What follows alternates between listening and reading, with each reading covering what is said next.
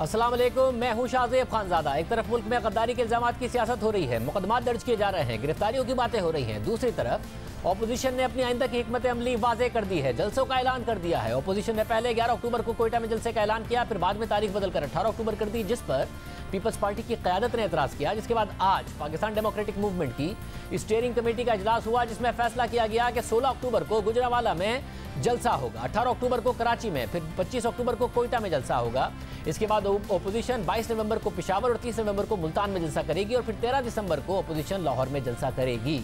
इसके अलावा फैसला किया गया कि पीडीएम के सेक्रेटरी जनरल शाहिद खान अब्बासी और नायब सदर राजा परवेज अशरफ होंगे। ओपोजिशन ने आइंदा के जलसे जुलूसों का ऐलान कर दिया। दूसरी तरफ हुकूमती वुज़रा ओपोजिशन रहनुमाओं की हुब्बुल वतनी पर सवालात उठा रहे हैं, उनके बयानात को मुल्क दुश्मन बयानिया करार दे रहे हैं, संगीन इल्ज़ामात लगाए जा रहे हैं।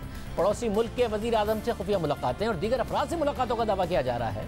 और बात सिर्फ इल्ज़ामात तक महदूद नहीं है, बल्कि अब मुकदमा दर्ज किए जा रहे हैं। साबिक वज़ीर आज़म नवाज शरीफ के खिलाफ मुजरिमाना साजिश, बगावत और लोगों को उकसाने की दफात के तहत मुकदमा दर्ज कर लिया गया। जबकि एफआईआर में मरियम नवाज, साबिक वज़ीर आज़म Shahid Khan Abbasi, Hasan Iqbal, Sardar Ayaz Sadiq, lieutenant general retired Abdul Qayyum, Abdul Qadir Baloch और lieutenant general retired Salahuddin Tirmizi समेत 40 दीगर नून लीगी रहनुमाओं को नामजद किया गया है। लाहौर में एक शहरी बदर रशीद की मुद्दत में नवाज शरीफ और दीगर के खिलाफ ताज़ीरात पाकिस्तान की दफ़ा 120, 120B यानी मुजरिमाना साजिश, 121 और 121A यानी पाकिस्तान के खिलाफ जंग छेड़ने की साजिश, 123A यानी मुल्क की तश्कील की मजम्मत और इसके वक़ार को ख़त्म करने की हिमायत का इल्ज़ाम, 124A यानी बगावत, 153A यानी मुख्तलिफ गिरोहों के दरमियान दुश्मनी का फ़रोग़ और prevention of electronic crime act 2016 की दफ़ा 10 के तहत मुकदमा दर्ज किया गया है। एफआईआर के मुताबिक नवाज शरीफ ने अपने 20 सितंबर और 1 अक्टूबर 2020 के खिताबात दुश्मन मुल्क भारत की बयान करदा पॉलिसी की तायद में किए,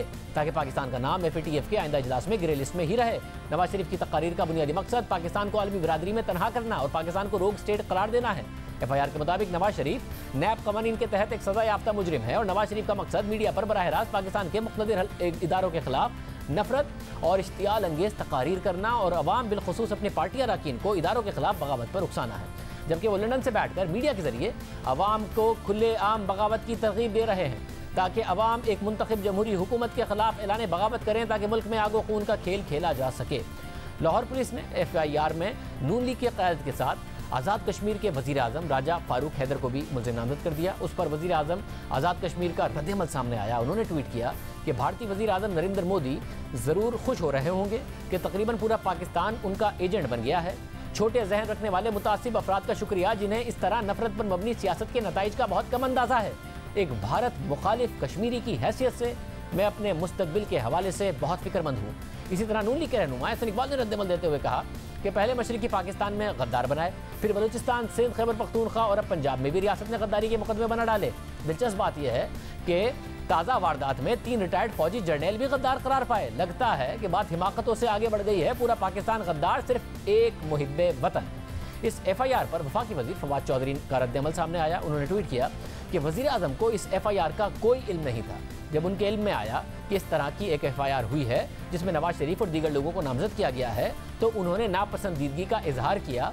हो सकता है कि किसी ने कार्रवाई डालने के लिए ऐसा किया हो, देखते हैं। अब से कुछ देर पहले वफाकी वजीर शेरी मज़ारी ने भी ट्वीट किया कि बगावत के इस मुकदमे के कॉलोनियल लॉस की एक आज़ाद जमहूरी रियासत में कोई जगह नहीं है। एक और एफआईआर गुजरांवाला में नून लीग के रहनुमा कैप्टन सफदर और दीगर नून लीगी रहनुमाओं के खिलाफ दर्ज की गई, जिसमें बगावत का इल्ज़ाम लगाया गया है, जिसमें आज कैप्टन सफदर ने ज़मानत कबल गिरफ्तारी ले ली। एक तरफ हुकूमत अपोजिशन के खिलाफ बयानियाँ बना रही है, इस हवाले से संगीन इल्ज़ामात लगा रही है। दूसरी तरफ अपोजिशन ने अपनी आइंदा की हिकमत अमली का ऐलान कर दिया है। साबिक वज़ीर आज़म शाहिद खान अब्बासी इस वक्त हमारे साथ मौजूद हैं। भाई साहब बहुत शुक्रिया। आपका भी एफआईआर में नाम है, वज़ीर आज़म आज़ाद कश्मीर का भी नाम है, और इस वक्त फवाद चौधरी साहब कह रहे हैं कि वो वज़ीर आज़म के इल्म में लेके आए।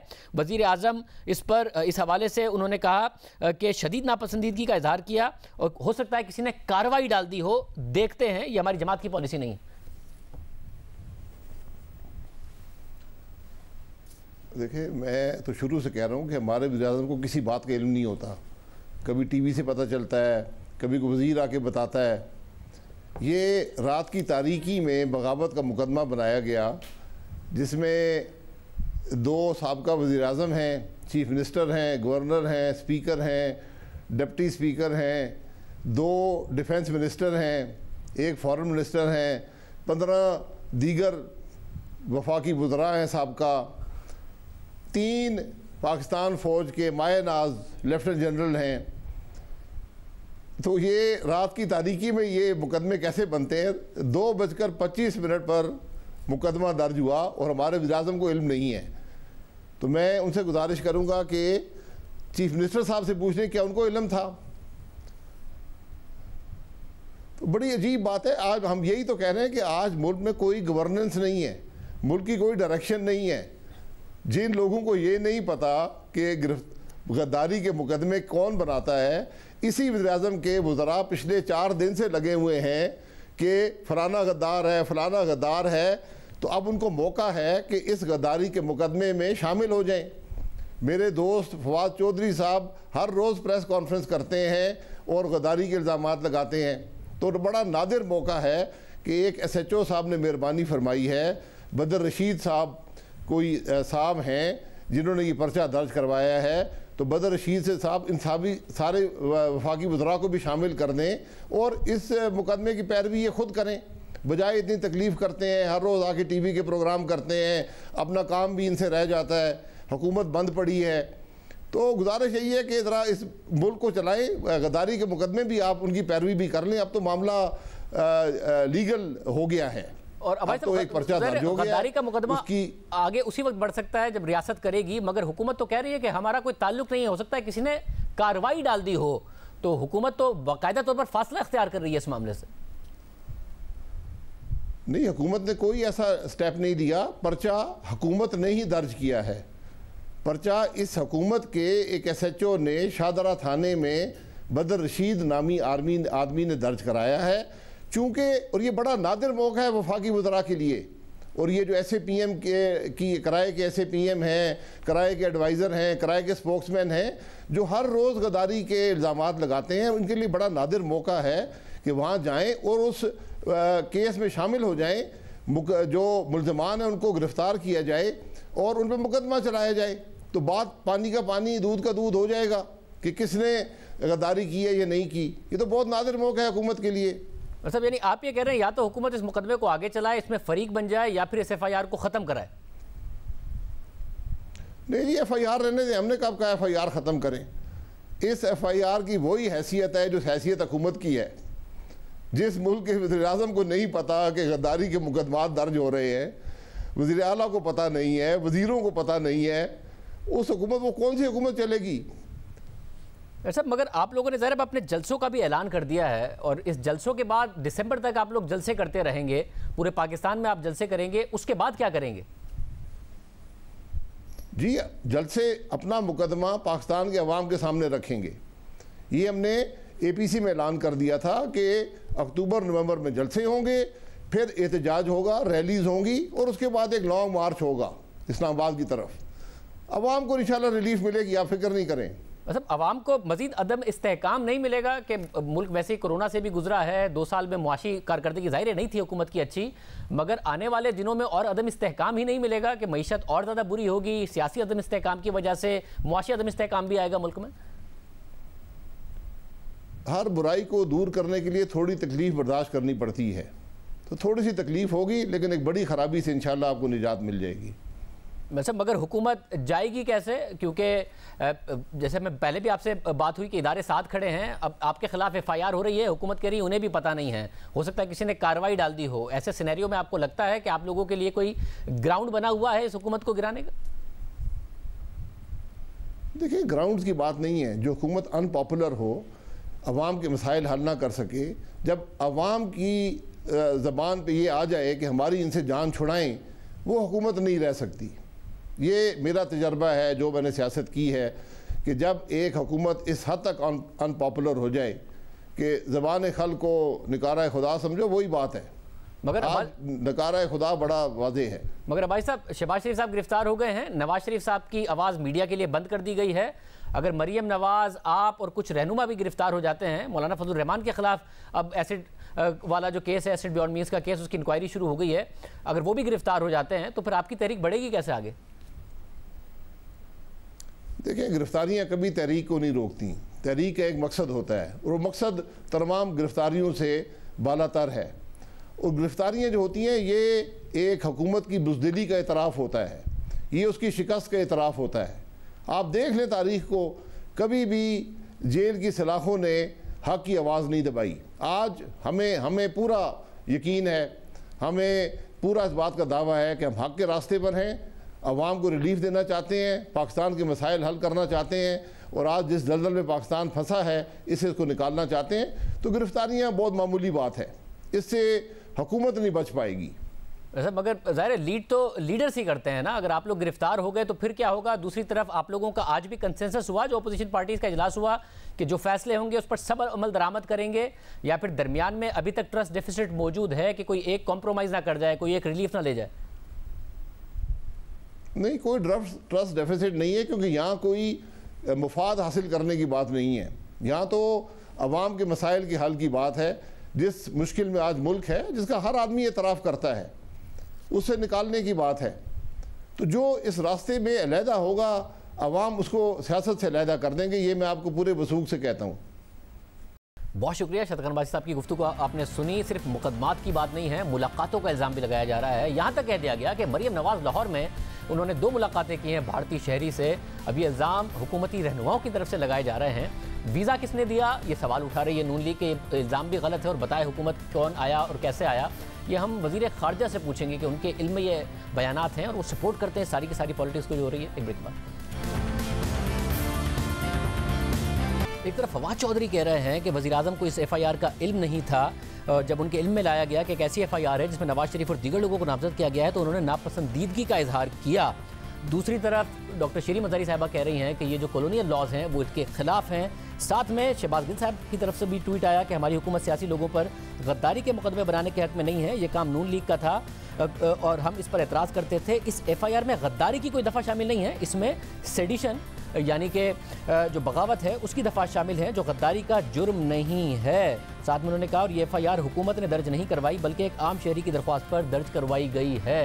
एक तरफ मुखालफत है, दूसरी तरफ बताया जा रहा है कि ये गद्दारी नहीं है, ये बगावत है। हमारे साथ वज़ीर ख़ारजा शाह महमूद कुरैशी साहब मौजूद हैं। क्या मरीम नवाज़ की भी लाहौर में वाकई कोई मुलाकात हुई जो वज़ीर ख़ारजा के इल्म में है भारतीय शहरियों से? और ये तमाम मामला पर हम उनसे बात करेंगे। शाह साहब बहुत शुक्रिया हमें शो में ज्वाइन करने के लिए। ज़ाहिर है बतौर वज़ीर ख़ारजा बहुत सारी इन्फॉर्मेशन आपके पास होती है। सबसे पहले आज़ाद कश्मीर के वज़ीर आज़म, 3 साबिक जर्नैल, पाकिस्तान के साबिक वज़ीर आज़म और वज़रा, उनको डाल दिया गया इस FIR में, और जिस पर ख़ुद राजा मोहम्मद फ़ारूक हैदर खान साहब जो वज़ीर आज़म है आज़ाद कश्मीर के, वो ये कह रहे हैं कि नरेंद्र मोदी बहुत खुश हुए होंगे कि जब उन्हें पता चला होगा कि तकरीबन सारा पाकिस्तान ही उनका एजेंट करार दे दिया गया है। एक भारत मुखालिफ कश्मीरी के तौर पर मैं अपने मुस्तकबिल के बारे में बड़ा परेशान हूँ। देखिए, मैं तो बड़ा एक वाज़ेह सोच रखता हूँ कि हमें बिला वजह हमें एक दूसरे को गद्दार नहीं कहना चाहिए। मैं समझता हूँ कि आप ये फरमा रहे हैं कि हिंदुस्तान खुश होगा, तो मेरा सवाल ये है शाहजेब, जो अभी पिछले दिनों में जो नवाज शरीफ साहब ने गुफ्तगू फरमाई है और जो उनका बयानिया था, इससे हिंदुस्तान को खुशी हुई होगी या नहीं हुई होगी? ये अंदाजा आप लगा लें कि जब आप कौमी इदारों को निशाना बनाते हैं, वो इदारे जो इस वक्त भी पाकिस्तान के दिफा में दहशतगर्दी के लिए सफारा हैं, चाहे कोरोना का चैलेंज आया तो वो पाकिस्तानियों की जान बचाने के लिए, अब कराची की सूरत हाल आए, फ्लड की सूरत हाल आए, तो वो आगे बढ़कर कौमी फरीजा सरंजाम देते हैं। उन पर जो नुक्ताचीनी बिला वजह की है, मैं समझता हूं ये हिंदुस्तान को ज्यादा खुश किया गया है इससे। नहीं, मगर शाह साहब ये बात तो नरेंद्र मोदी भी करते हैं। जब भी कांग्रेस उनके खिलाफ कोई बात करती है, मीडिया के खिलाफ बात करता है कि देखें भारत पाकिस्तान बड़ा खुश हुआ होगा, देखें पाकिस्तान का मीडिया क्या कर रहा है, कांग्रेस पे नरेंद्र मोदी भी इल्जाम लगाते हैं, वही कार्ड है। मगर ये बात तो बाकायदा राजा मोहम्मद फारूक हैदर खान साहब जो कि वजीर आजम है आज़ाद कश्मीर के, वो कह रहे हैं कि मोदी बड़े खुश हुए होंगे इस बात से कि पूरे पाकिस्तान को तकरीबन उनका एजेंट बना दिया गया है। और एक इंडिया मुखालिफ कश्मीरी के तौर पर मैं बहुत फिक्रमंद हूँ अपने मुस्तकबिल के बारे में। देखिए, कश्मीर का तो मुझे उनका बड़ा एहतराम है, हमने इकट्ठे काम भी किया, मिलते रहते हैं।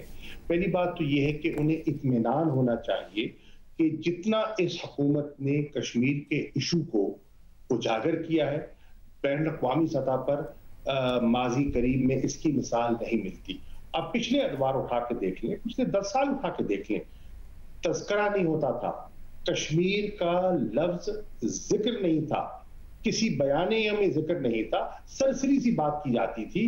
तो आज पाकिस्तान का मौक़िफ़ इंशाअल्लाह बड़ा वाज़ेह है और दो टोक है, तो उन्हें तो बिल्कुल उस पर कोई तशवीश नहीं होनी चाहिए। मतलब अगर भारत ने जो कश्मीर में किया है वो भी माजी में नहीं किया गया था उनकी तरफ से, मगर साथ में मुझे बताइएगा कि पाकिस्तान की सियासत को क्या आगे नहीं बढ़ना चाहिए? एक ऐसा मुकदमा कर दिया गया है और पाकिस्तान की तारीख है, हुसैन शहीद सोहरवर्दी से लेके फातिमा जिन्ना से लेके बेनज़ीर भुट्टो साहिबा, फैज़ अहमद फैज़, किसे नहीं करार दिया। और जब तारीख लिखी गई तो बाद में यही सामने आया कि वो इल्ज़ामात गलत थे और ये शख्सियात दुरुस्त थी। देखिए, मैं समझता हूं कि हमें आगे बढ़ना है और हमें माजी की गलतियों से सीखकर आगे बढ़ना है। बस मगर साथ में मुझे भी बताइएगा कि एक इल्ज़ाम ये लगा दिया गया कि मरीम नवाज साहिबा ने लाहौर में दो मुलाकातें की हैं इंडियन शहरियों से। नून लीग पूछ रही है, एक तो इल्ज़ाम गलत है और बताएं कि कैसे की है, कौन वीज़े पर आया था, कौन है, सब आपके इल्म में है बतौर वज़ीर ख़ारिजा क्या हुआ है? देखिए, मैं तो कोई ऐसी बात जो मुसद्दका ना हो और जिस पर मुझे इत्मीनान ना हो। आप जानते हैं कि मैं बिला वजह बयानबाजी का शौकीन नहीं हूं। मैं बिला वजह किसी की पगड़ी उछालने का कायल नहीं हूं। ये मेरा वतीरा नहीं है। तो वो बात जिसकी मुझे तसल्ली ना हो, मैं उसके बारे में कोई कमेंट नहीं करूंगा। और कोई ऐसी आमदोरफ्त भी नहीं हो रही है, एजेंसियों की तरफ से भी कोई आपको नहीं बताया गया, कुछ भी नहीं, या फॉरेन ऑफिस ने कोई वीजा इशू किया, ऐसा कुछ नहीं हुआ? आजकल तो आप देख रहे हैं कि जो एक्टिविटीज जो हैं वो तो बिल्कुल ही महदूद है और ट्रैवल भी बिल्कुल महदूद है। और शाह साहब, आपने कहा कि नवाज शरीफ की बातों से भारत बड़ा खुश हुआ होगा, नरेंद्र मोदी बड़े खुश हुए होंगे, तो जो वो बात कर रहे हैं वो तो ये कह रहे हैं कि मुल्क में जो मुदाखलत है इदारों की, सियासत में नहीं होनी चाहिए।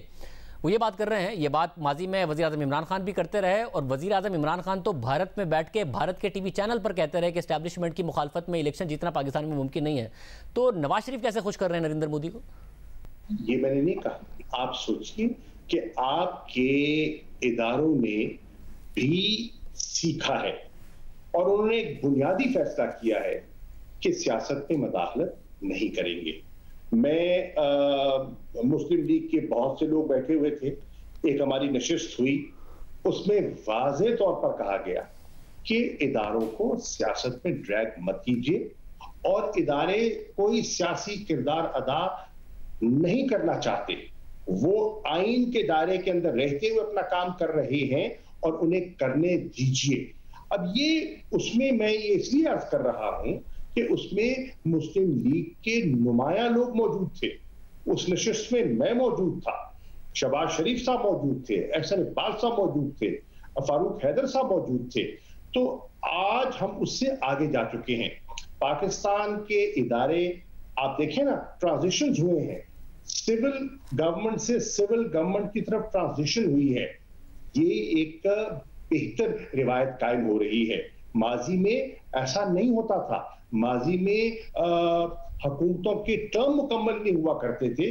अब आपने देखा कि पीपल्स पार्टी ने पूरा टर्म मुकम्मल किया, मुस्लिम लीग नून ने पूरा टर्म मुकम्मल किया, तो इन्हें भी हौसले के साथ इस टर्म को मुकम्मल होने देना चाहिए। ज़ाहिर है आपको टर्म मुकम्मल करने का आपको बिल्कुल मौका मिलना चाहिए कि आप अपने 5 साल पूरे करें, मगर जब इदारों ने भी कह दिया कि जी हम नहीं मुदाखलत करना चाहते, तो फिर आपकी सियासी क़यादत की, अपोजिशन की भी और आपकी जिम्मेदारी है ना कि ऐसा लाए अमल बनाया जाए। मगर यहाँ तो उल्टा मामला है, एक तो बगावत के मुकदमात अपनी जगह, मगर दूसरी तरफ एक APC होती है, उसके बाद हमें नज़र आता है कि शाहिद खान अब्बासी साहब को भी बुलाया जा रहा है, मौलाना फजल रहमान के खिलाफ भी मुकदमा शुरू हो रहे हैं, शहबाज शरीफ साहब भी गिरफ्तार कर लिए गए हैं। तो एक न्यूट्रल ऑब्जर्वर भी कैसे देखेगा कि ये एक बयानिया जो आपका एहतसाब का कि एहतसाब हो रहा है, ये टारगेटिंग नहीं हो रही है, और फिर कैसे आप और अपोजिशन मिलकर बैठेंगे और सियासी क़यादत आगे बढ़ाएगी मुल्क को? नहीं, देखिए शाहजेब, पहली बात तो ये है कि जितने ये केसेस हैं जो इस वक्त जिन पर नैब की पेशियां पड़ रही हैं, क्या इनमें से कोई एक केस ऐसा है जो PTI ने कायम किया हो?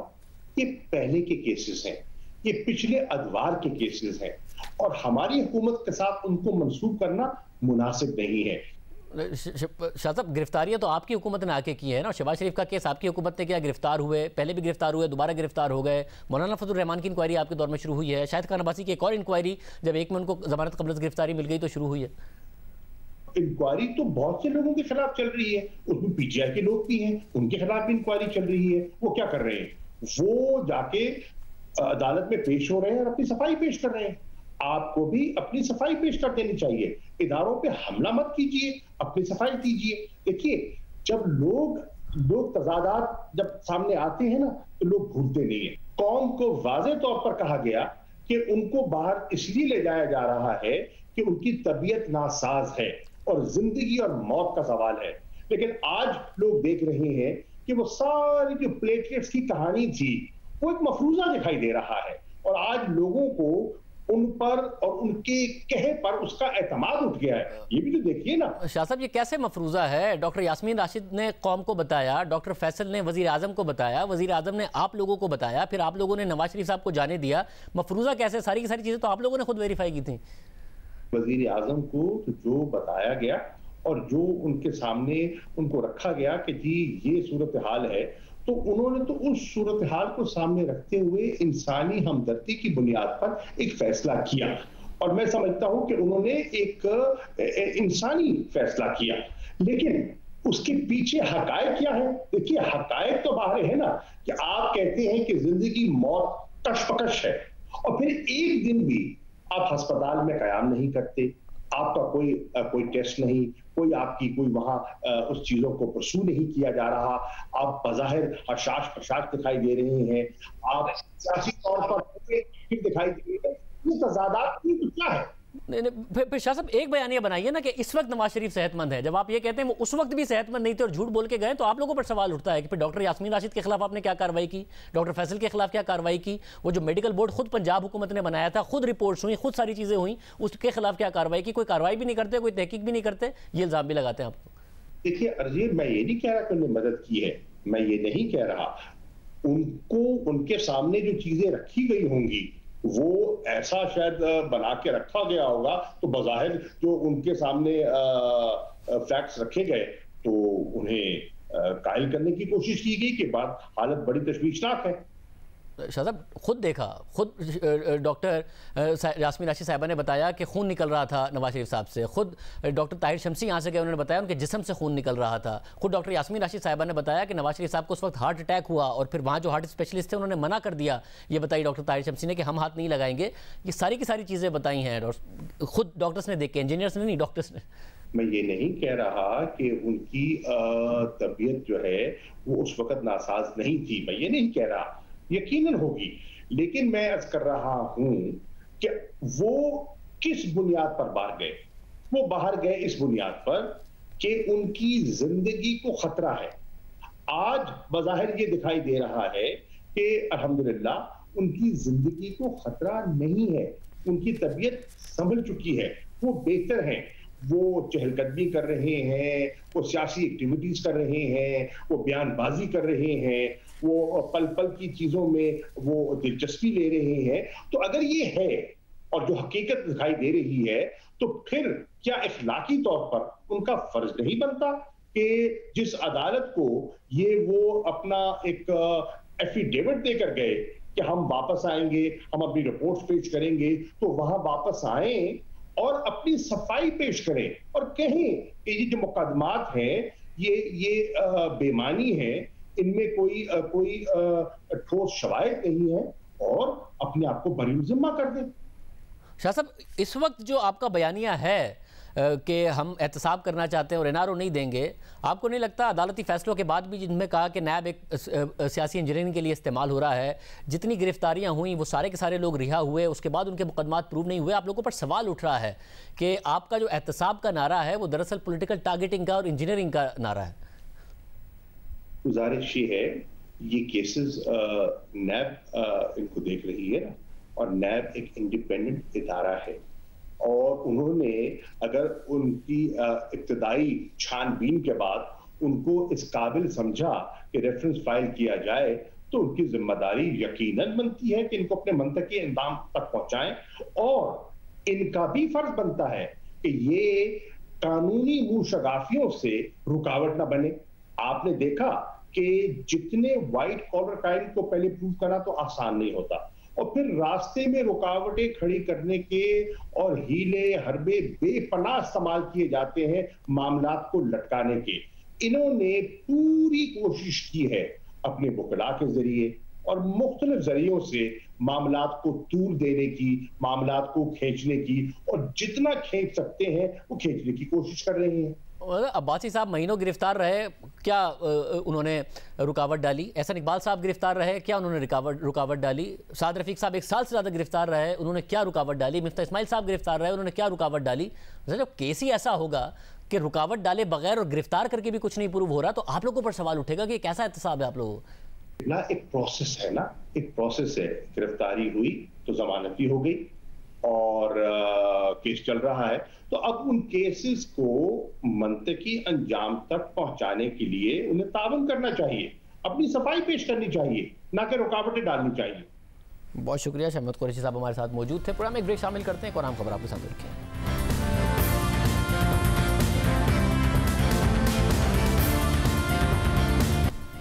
एक तरफ अपोजिशन की तीनों बड़ी जमातें हुकूमत के खिलाफ तहरीक के लिए मुत्तहिद हो गई हैं, तो दूसरी तरफ तीनों जमातों की मरकजी क़यादत को नैब के मुकदमात का सामना है। हालिया दिनों में उनके खिलाफ केसेस में अहम पेशरफ सामने आ रही है। पिछले 1 हफ्ते से नून लीग के सदर और अपोजिशन लीडर शहबाज शरीफ मनी लॉन्ड्रिंग रेफरेंस में नैब की हिरासत में है। पीपल्स पार्टी के शरीक चेयरमैन और साबिक सदर आसिफ अली जरदारी पर आज 2 और रेफरेंसेस में फर्द जुर्म आयद हो गई है, जबकि अपोजिशन इत्तेहाद पीडीएम के सरबराह मौलाना फजलुर रहमान के खिलाफ चेयरमैन नैब ने आमदनी से ज़ायद असासाजात की इंक्वायरी की मंजूरी दे दी है। और आज ही शहबाज शरीफ के खिलाफ मनी लॉन्ड्रिंग रेफरेंस की लाहौर की एहतसाब अदालत में समाअत हुई है। दौरान समाअत शहबाज शरीफ ने अदालत के सामने नैब हुक्काम के तज़हीक आमेज रवैये की शिकायत कर दी और बयान दिया कि सब जानते हैं कि कई साल से मेरी कमर में तकलीफ है और मैं झुक नहीं सकता, इसके बावजूद मुझे खाना ज़मीन पर रख कर दिया जाता है। मेरे सेल में मौजूद कुर्सी भी ले ली गई है जिसकी मदद से मैं नमाज पढ़ता था, और ऐसा जानबूझकर इमरान खान और शहजाद अकबर के कहने पर किया जा रहा है। शहबाज शरीफ ने मजीद बताया कि उन्हें अगर कुछ हुआ तो इमरान खान और शहजाद अकबर के खिलाफ मुकदमा दर्ज कराएंगे,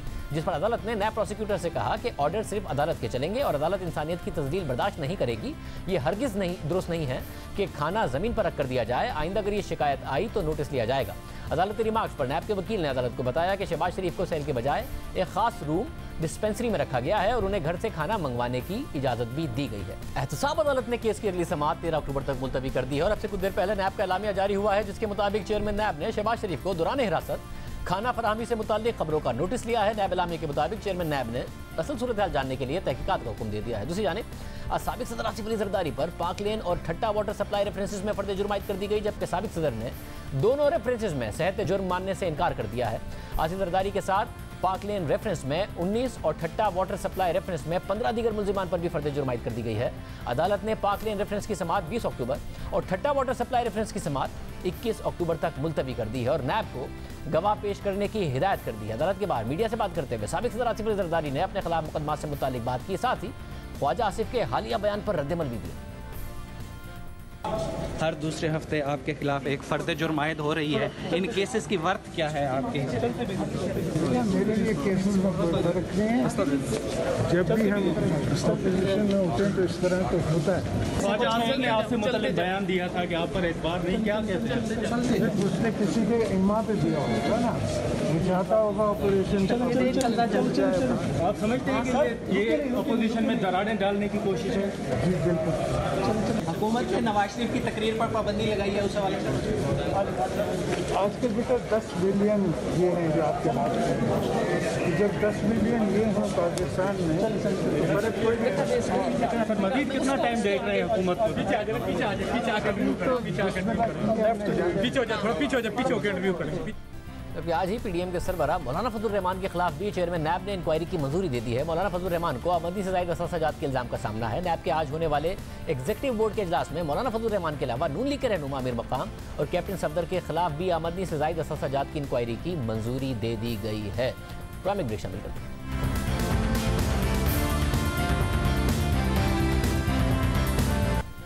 इस्लामाबाद हाई कोर्ट ने साबिक वज़ीर आज़म नवाज शरीफ की तकरीरों पर पाबंदी आयद करने की दरख्वास्त नाकाबिल समाअत करार दे दी। इस्लामाबाद हाई कोर्ट के चीफ जस्टिस ने आज ही 5 सफ़हात का फैसला भी जारी किया और उन्होंने अपने फैसले में लिखा कि सियासी मवाद से मुताल्लिक मामलात अदालतों में लाना अवामी मफाद में नहीं है। इस तरह की दरख्वास्तों के लिए मुतबादिल फोरम मौजूद है। दरख्वास्त गुजार मुतमईन नहीं कर सका कि नवाज शरीफ की तकरीर से उसके कौन से हुकूक मुतासर हो रहे हैं। पाकिस्तान की सिक्योरिटी कमज़ोर नहीं, ना ही उसे सियासी बयानबाजी से खतरा है। पाकिस्तान की सलामती का इन्हिसार अदालत की तरफ से रिट जारी करने पर नहीं, पाकिस्तान की सलामती को खतरात के खदशात दरख्वास्त गुजार की गलत फहमी का नतीजा है। अदालत ने अपने फैसले में लिखा कि सियासी नोयत की पिटीशंस निज़ाम इंसाफ और अदालतों को मुतनाज़ बनाती हैं, मगर पैमरा पहले ही नवाज शरीफ की तकरीर और बयानात पर नशर करने पर पाबंदी लगा चुका है। याद दीजिए। अल्लाह हाफ़िज़।